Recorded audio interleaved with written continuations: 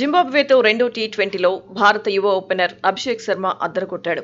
Sensational బ్యాటింగ్తో ఆకట్టుకున్నాడు. ఆరంభంలో కూల్గా ఆడినా ఆ తర్వాత టాప్ గేర్ వేసేశాడు. హిట్ మ్యాన్ రోహిత్ శర్మను గుర్తు చేశాడు. రోహిత్ ఖాళీ చేసిన స్థానంలో తానే పర్ఫెక్ట్ గా సూట్ అవుతానని నిరూపించుకున్నాడు. నిజానికి అంతర్జాతీయ టీ20లో హిట్ మ్యాన్ వేసిన ముద్ర అంతా ఇంతా కాదు. ఇటీవలే భారత జట్టుకు టీ20 వరల్డ్ కప్ ను అందించాడు.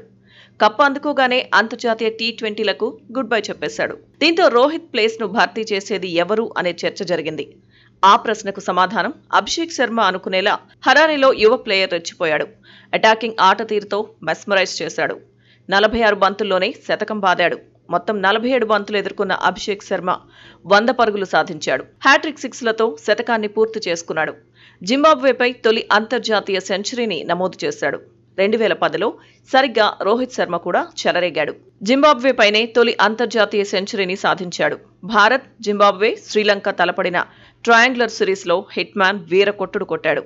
బులవాయాలో జరిగిన వన్డేలో నెంబర్ 4 బ్యాటర్గా బరిలో దిగాడు. 119 బంతుల్లో 114 పరుగులు సాధించాడు. అప్పట్లో లెఫ్ట్ ఆర్మ్ స్పిన్నర్ వేసిన ఫుల్ టాస్ ను రోహిత్ సిక్సర్ గా మలిచాడు.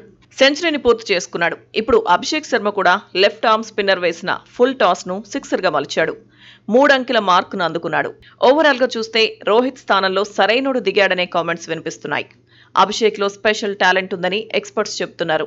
టీ20లో వరుసగా 3 6లతో సెంచరీ పూర్తి చేసుకున్న తొలి భారత ఆటగాడు అభిషేక్ శర్మనే అంటున్నారు. యువరాజ్ గైడెన్స్ లో పంజాబ్ యువ ఆటగాడు రాటుదేలాడని చెబుతున్నారు. లాంగ్ టర్మ్ ఓపెనర్ గా సెటిల్ అవ్వడం ఖాయమంటున్నారు. ఈ ఏడాది ఐపీఎల్లోనూ అభిషేక్ శర్మ తుఫాన్లా చెలరేగాడు. సన్ రైజర్స్ విజయాల్లో కీలక పాత్ర పోషించాడు. అద్దిరిపోయే ఆరంభాలిచ్చాడు. స్ట్రైక్ రేట్తో ప్రత్యర్థి బౌలర్లను బెంబేలెత్తించాడు.